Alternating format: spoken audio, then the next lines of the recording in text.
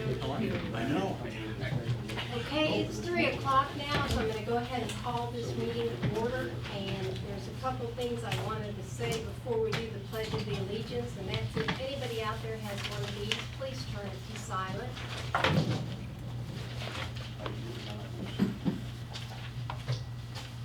And the other thing is there's sheets back there to sign up to speak, and you can speak on an agenda item or a non-agenda item. You've got 5 minutes at the beginning of the meeting. And with that, let's go ahead and say the Pledge of Allegiance. Allegiance to the flag of the United States of America and to the republic for which it stands, one nation, under God, indivisible, with liberty and justice for all. Okay, I'll call the roll. Our district attorney, Anthony Pierce, is here. Supervisor Engel, Supervisor Banks, Supervisor Piper, Supervisor Guy, Supervisor Doherty, our district manager, Shoemaker is here, and Stephen Bloom, okay, from the management company is here. And with that, do we have anyone that has asked to speak? No, I have no slips. Wow. Wow.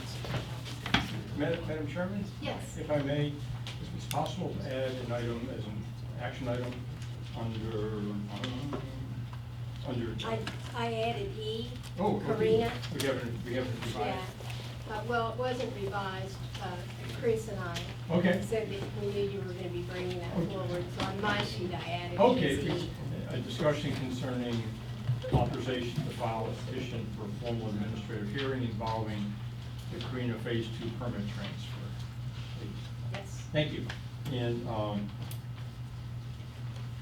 also, I don't know if you want to add, just as there's no real area for manager or attorney this time, but just as an update on other lawsuit, the ADA issue.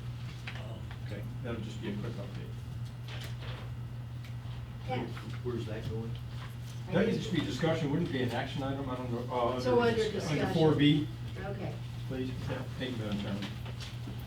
all right, and I had a request to move item 5D as in dogs up to the beginning of the meeting. So with everyone's agreement, we'll go ahead and hear from our auditor.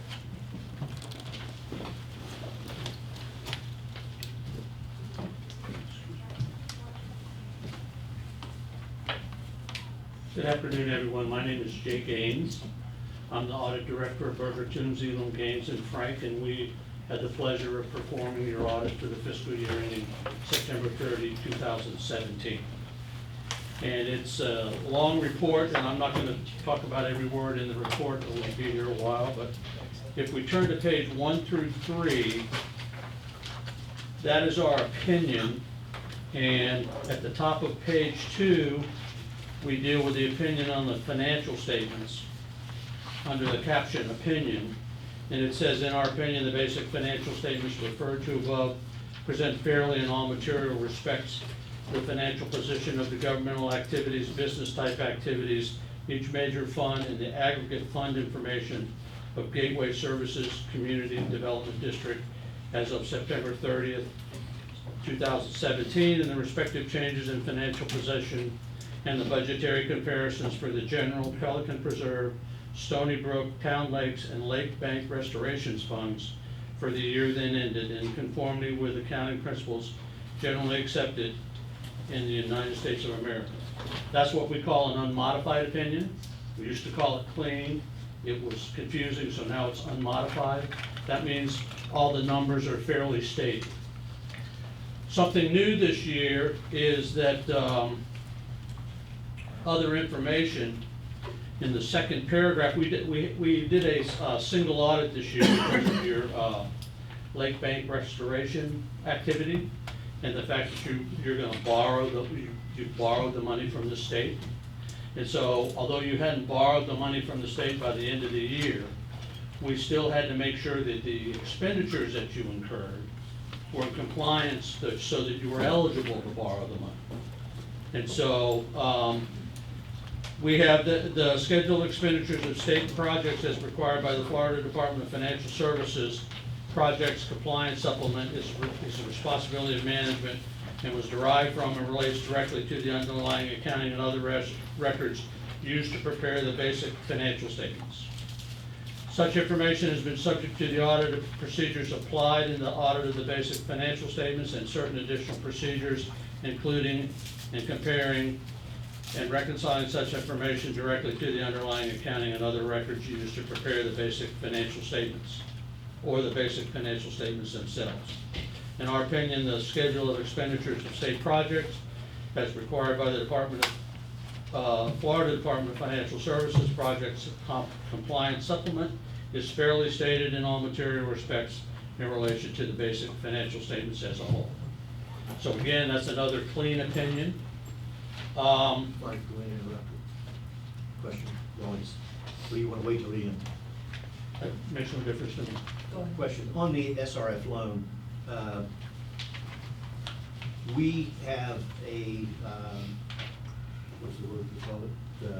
$20 million. Validation? Validation, bond validation for $20 million. We have prepared a rates and charges for $8 million that we're drawing as assessments based on $8 million, principal and interest payment of $8 million. Okay. And we've only borrowed to date, what, 4.6 plus the second project, like another 4 or 500,000. Is that an audit issue? No, None at all. no. Okay, the fact that you're collecting rates and charges well beyond the amount you're borrowing or have borrowed is not an issue? Well, I'm not gonna say it's an audit issue, it may be a issue for you to think about, because what are you gonna do with the, and I'm doing the math in my head, and I hope I did it right, $3.4 million that you borrow. You have a couple of things you have to think about. One is if you don't spend it quickly, you got arbitrage you have to deal with. Well, I was trying to set you up at the net for that. That's where I was going. Is there a term in which that money has to be obligated to be able to avoid that issue? I think you have to spend it within 3 years, that's my memory, but But we haven't borrowed all the money. We only, No. of the 20 that was validated, we only borrowed. It's not the issue of borrowing it, it's you're collecting rates and charges for something you haven't spent. well, he said you were collecting rates and charges for 8, Yeah, and you'd only borrowed 4.6 6. is the numbers that were quoted, so you have an extra 3.4. Now, I know when I tried that up north, I was told my hands and my knuckles were gonna get wrapped. You couldn't do that. I just wanna make sure that we don't have an audit. well, issue. I think that if, you know, if you set it up to do 8, and now you only need to borrow 4.6, maybe in subsequent years you reduce, you do another, Well, it's gonna be a phasing. Okay. The issue I was trying to get, and I think you just answered, is 36 months. Okay. We have 3 years to, Yeah. before we have to make an alteration. Thank you. Okay, now we're gonna, I'm gonna skip 4 through 7, 8, 9, 10, I'm gonna go to page 11. This is your statement of net position, which is what we call the government-wide level. This is all your assets and liabilities as of September 30th, 2017. As you can see, about the middle of the book page, you've got total assets of governmental activities of 35 million, business type activities almost 24, so you have almost 59 million in total assets. Your liabilities are about 10 million, so you have net position of a little over 49 million. For the year ended September 30th on page 12, this is your statement of activities, again at the government-wide level. This is a little tougher to read. You had about 10.7 million in expenses in the governmental activities. And then you had about 5.5 and about $5.7 million in revenue. So you had a change in net position of negative $5 million at the government-wide level.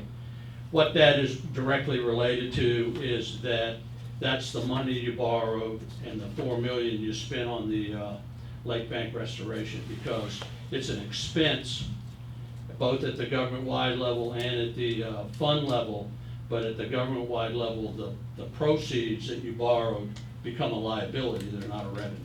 They're gonna be a revenue at the fund level. And for your business type activities, your water and sewer, you had expenses of 4. You had income and capital grants of almost 8.9.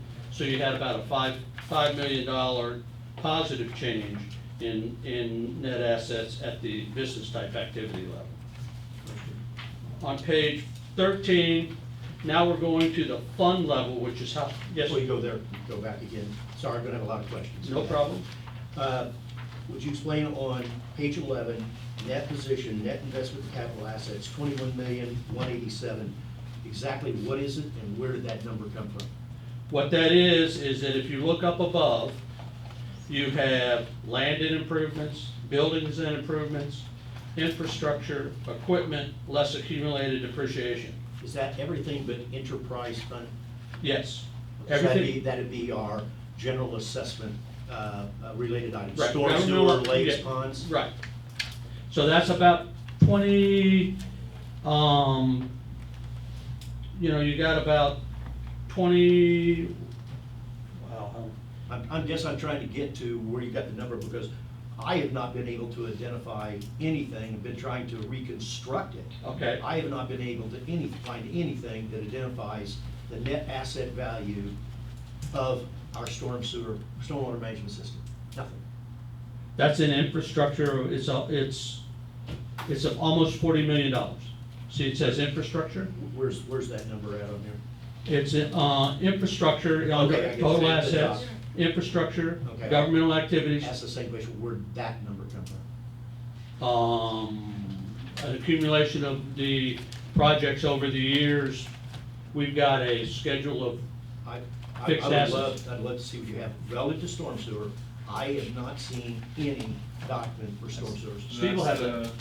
Those are the same schedules that you've seen, just not at the level of detail that you're looking for. You just bring it forward every year, right? Yeah, they do. So it lists Yeah, everything as okay, I'm not gonna get categories. into it now, but I'd like to see that, because I seriously question that value. And even more so on the enterprise side, You question it plus or minus. much greater, Yeah. much greater, significantly greater. Another question on this.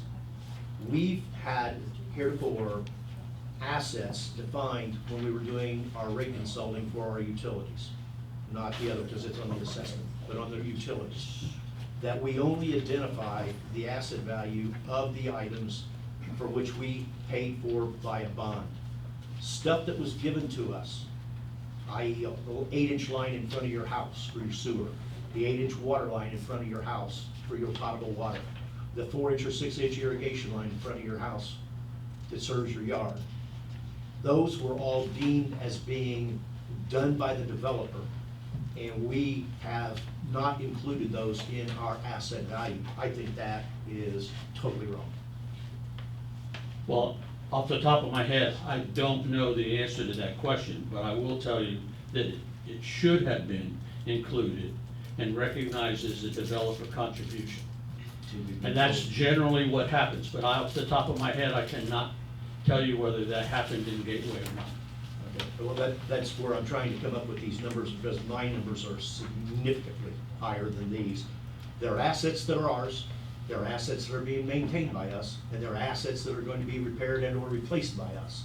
To me, they should be enumerated. I agree with you, and like I said, off the top of my head, I don't know that answer, but generally speaking, they are added as a developer contribution in the Just year. a that- separate line item. Yes. I don't have a problem with that, but And I think then- they need to be enumerated. Well, and then they're capitalized as infrastructure, so theoretically, they're in that $24.5 million number, and the other half of it, whatever that was recognized as a developer contribution. My number is about 52 million. Well, you're doing it on fair market value as of today? I'm doing it the prices of the original, as best we can tell when it was installed, value. Okay, well, that's what it should have been, but again, I don't. That's the best we got. Right. Okay, thank you. Now we're gonna go to page 13, and this is the fund level, and these are all your funds spread across the page. And these are basically current resources, so they don't include capital assets, they don't include long-term debt. So you had total assets for the total governmental funds of 7.9 million, you had liabilities of about 500,000, and so you had total fund balances at the fund level for governmental activities of about $7.5 million. On page 14, you get a reconciliation of how we get from $7.5 million of governmental fund balance to $28.5 million in net position of governmental activities. And as you can see, the largest number is the capital assets, and the largest liability is the long-term debt of $6 million. On page 15, this is our statement of revenues, expenditures, and changes in fund balance, governmental funds. You had total revenues at the fund level of about $5.7 million, total expenditures of almost 8.9. So you had a deficit of $3.2 million, but that was made up with the issuance of long-term debt of about $3.9 million. So at the fund level, you had a net positive change in fund balance of about 700,000. Then on page 16, we go from 700,000 positive to $5 million negative. And as you can see, the differences are the fact that you disposed of some capital assets, and you had depreciation on your current assets, and they exceeded the capital additions by $1.9 million. And then you had the debt proceeds of $3.9 million, which were not revenue. Was that disposal of capital assets the roads? I don't remember off the top of my head. I'm sure it was roads and other Yes, things. that's The the three roads. conveyance, I'm sorry. the conveyance to the county. Yeah. Then on 17, 18, 19, 20, and 21, you have your budget versus actual statements. I'm only going to talk about page 21, and I'm talking about that because, as you can see, when you look at your final budget for expenditures, it was about $3.4 million, and you spent $4.1 million, so you overspent your budget $740,000. That is a management letter comment that we're going to talk about in a minute, because you're not allowed to overspend your budget. So, Question again. On audits, to what extent does the agreement we have with you, do you evaluate the monies that we're bringing in, and I'm talking now assessments, so I'm not talking enterprise fund, I'm talking about raw assessments, and verify the accuracy of those revenues?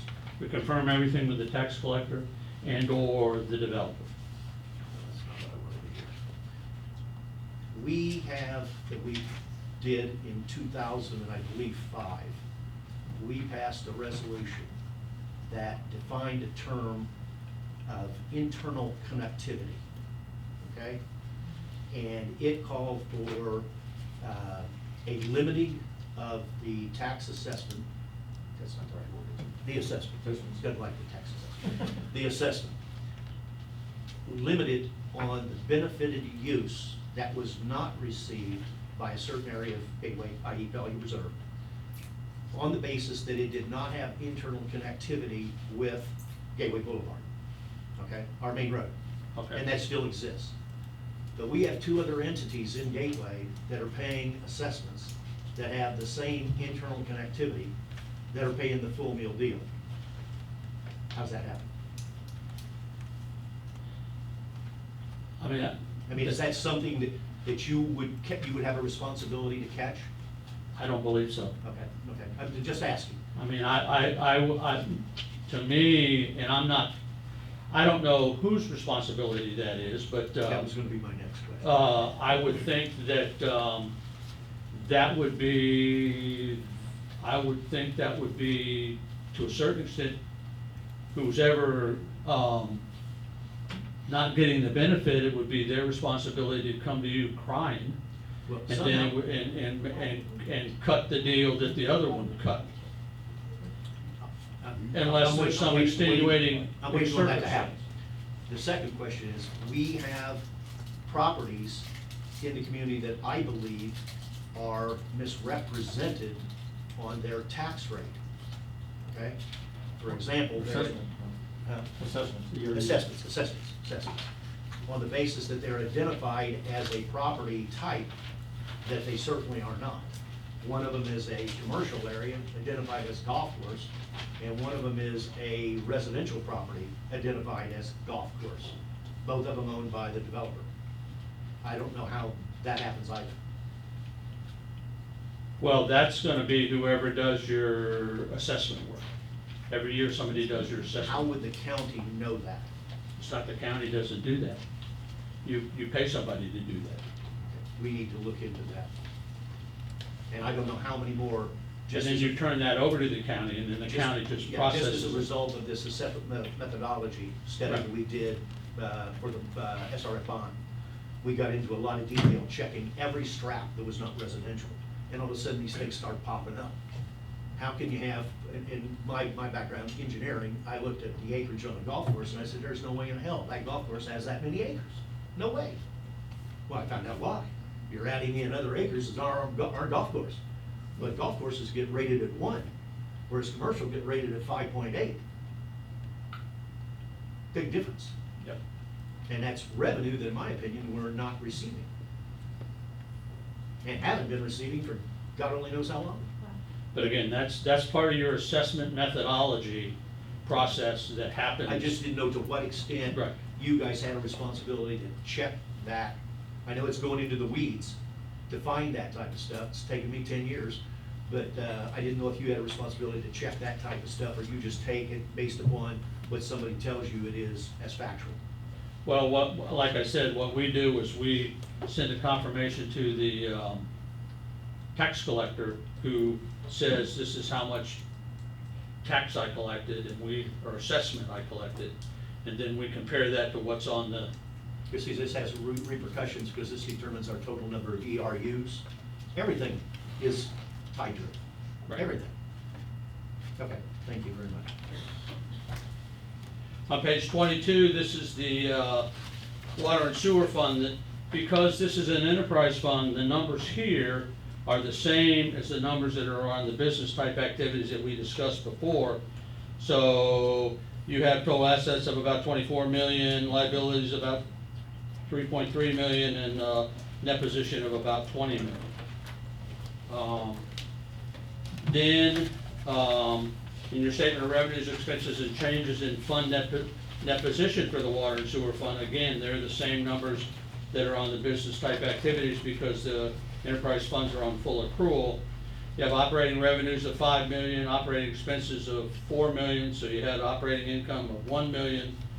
And then you had income from contributions of 1 million, and the capital contributions of 3.9 million.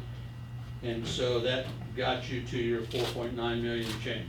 Is the water bond of God, I can't remember what year, 2015, 2014, is that the item that falls under bonds payable net 1,590,000? Is that? Well, then it would water also meter be, project?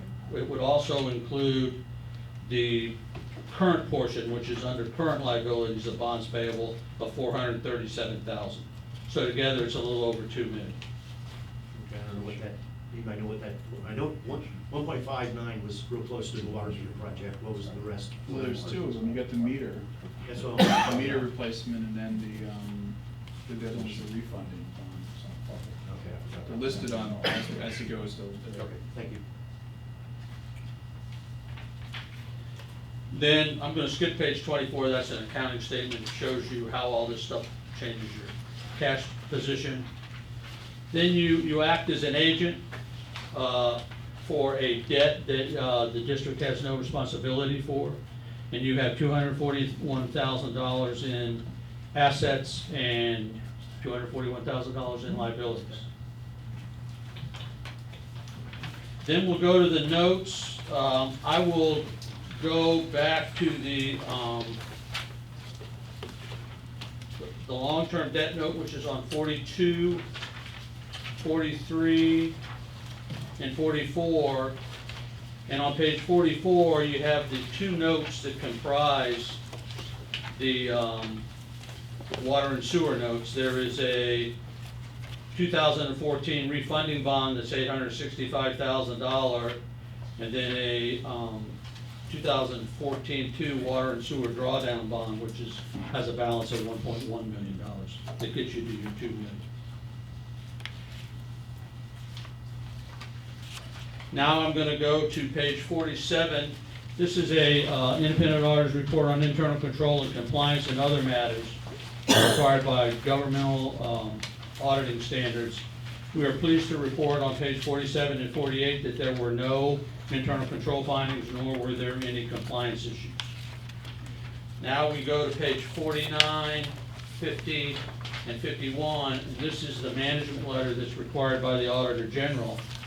And as I said before, under additional matters at the bottom of page 50 and at the top of, at the bottom of page 50, we have a finding 2017-01 that said the Lake Bank Restoration Fund actual expenditures exceeded the budget for the year ended September 30th, 2017, which is in violation of section 189.016 Florida statutes. And your response was you'll review current year spending to ensure that expenditures do not exceed appropriations. So what you would do there is, like in October, you would look and see where your expenditures are for the year and prepare a budget amendment so that you don't have over expenditure. And this is a very unusual situation, I will say that. This is It's the all Lake Bank project? Pardon? This is the Lake Bank project? Yes. What, we had 8 projects and we whittled them to 2. How Yeah, did it we was, have it's an just, overrun? it was just the timing. Okay, is Because it normally, timing? like Jay will say, before 60 days, we do the budget amendments, like we've done before.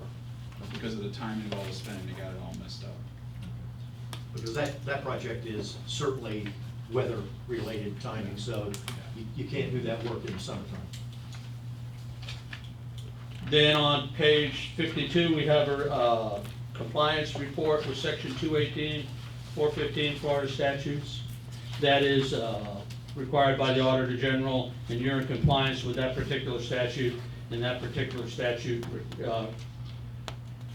relates to investments. Then on page 53, we have your schedule of expenditures of state projects that showed that you spent $4.1 million on that. 55 and 56 is our schedule of findings and question costs. We have no findings or question costs. We issued a clean opinion. And then on 57, 58, and 59 is another report required by a single audit, which is an auditor's report on compliance for each major state project and report on internal control over compliance required by Chapter 10-650. And again, we have no findings there. I have one more thing that I have to discuss, and I call it the Enron letter.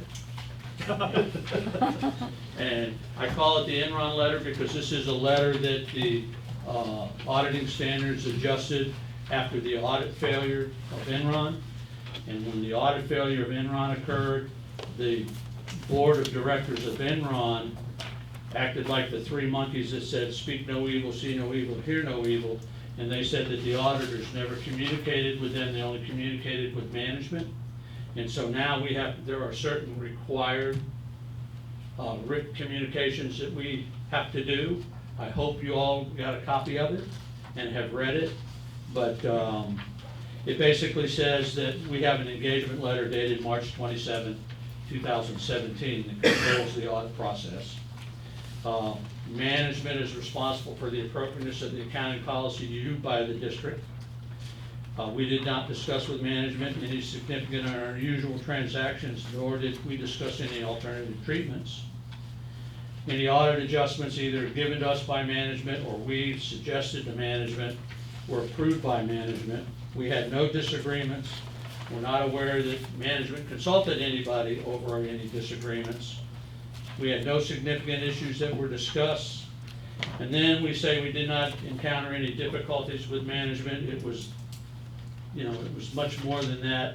Management was very cooperative, answered all our questions, got us all the information we need when we had questions, and it made the audit process fairly smooth. And now I'll turn it over to questions. No requirement for blood to be drawn on that last one? No. Madam Chairman, it's been a number of years. Is this what we used to call an unqualified improvement opinion? Yes. Thank you. Yeah, they changed the name of it from unqualified because they thought that was confusing. Quite confusing to me. I know, now they call it unmodified, and I don't know how that cleared anything up.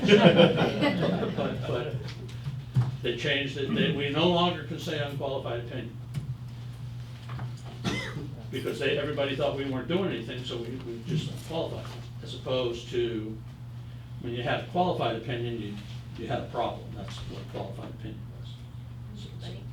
Yeah, I'm not sure if I'll phrase this question accurately, or if you're the right person to answer it, or Stephen, this may work in conjunction with you, but as we are looking forward at our both maintenance and capital plans, you know, we've identified significant improvements and maintenance items that will need to be addressed immediately and in the next 3 to 5 years, and maybe even stretch that out, which they have significant dollar amounts associated to them. As we're going through, we have self-funded some items. We've used bond or loans, like, you know, SRF. When we look at our reserves or cash on hand, is there a government best practice or a standard that we should be looking at as far as you know, keeping a certain level of threshold? And the reason why I'm asking this is because the last thing we want to do is raise assessments, but we almost have had to do that because things just have to get fixed and have to get done. The question that I've kind of heard and I'm curious about is there a standard as far as the revenue or cash on hand that we should try to stay within? Because it could be the difference of us going for bond or loan or self-funding specific items. And I think that if we had any direction on that, as far as a standard, that could help us make some decisions on the best way for us to move forward. And I'll just add this one caveat. The reason why I'm asking is any opportunity we have to do the things that we need to do and to minimize the impact of assessments is something that this whole board, I'm sure, would be interested in. Well, my answer to that would be Inframark. For most of the districts they reserve 3 months of operating expenses out of the fund balance. In addition to that, Which equates to what for us? well, it depends on what fund, but in the general fund, It's really the general fund. I think. Yeah, general fund's what we're talking about. Utilities. last year your expenditures were $2.5 million, so you know you're roughly talking 625,000. I mean, that's a round number. And just to kind of tie those points together, you have 700,000 that has been kind of reserved as that emergency fund in the general fund. So We're in good shape there. on Yeah. general fund operating reserve. Sometimes, which is some districts set a reserve for weather catastrophes. So in addition to the operating reserves, but again, the more reserves you set aside, the more cash you're using up, the less you're gonna have available to do your other things. So that's always a balancing act, I'll say that. And it's basically something that you would deal with Stephen on and the consensus of the board. You get a real problem on storms because you can sit there and have set aside a reserve that the current resident pays for 10 years, and the storm occurs in the 10th year, and that guy gets it all paid for nothing. So that doesn't fly. I'd rather have it to where if everybody pays when it happens. Again, that's a matter of. On Mother Nature stuff. Right. Anything else, the budget? What about capital, which I think is the other part of this? Again, I think that I'll say in commercial business, how you accumulate funds for capital is through depreciation. Governments generally don't do that. They borrow the money for capital because they have the ability to levy assessments, whereas commercial businesses don't, so. No. Thank you very much. You're welcome. Did you have another question? Yeah, one. The negative deal on the timing, that's going to DEP? Who's that going to? You said it, Florida? Well, it went to the Auditor General. Okay. I mean, Are there any ramifications? No. Okay, thank you. Yeah, and also other entities may be required to provide them, like bondholders and/or trustees under Right. various indentures get the audit. and again, I think that, if it were a common problem, it might be a bigger deal, but, this was a unique set of circumstances. Well, it's with, the one that's impacted is our SRF. We have to have access to SRF to implement these projects, and last thing I want is to have a black eye at SRF. That I don't, I think it, like I said, it's a accounting issue, not a compliance issue. Thank you. That's all I have. Anyone else have any questions? Thank you very much. Thank you, have a wonderful afternoon. Thank you. Thanks, Jay. All right, Steve, take care. May I ask Steve a question or two? Go right ahead. Tangential. Steve, the professional associations, GFOA and others, have promulgated rules or suggestions for amounts of money that public municipal districts keep on hand.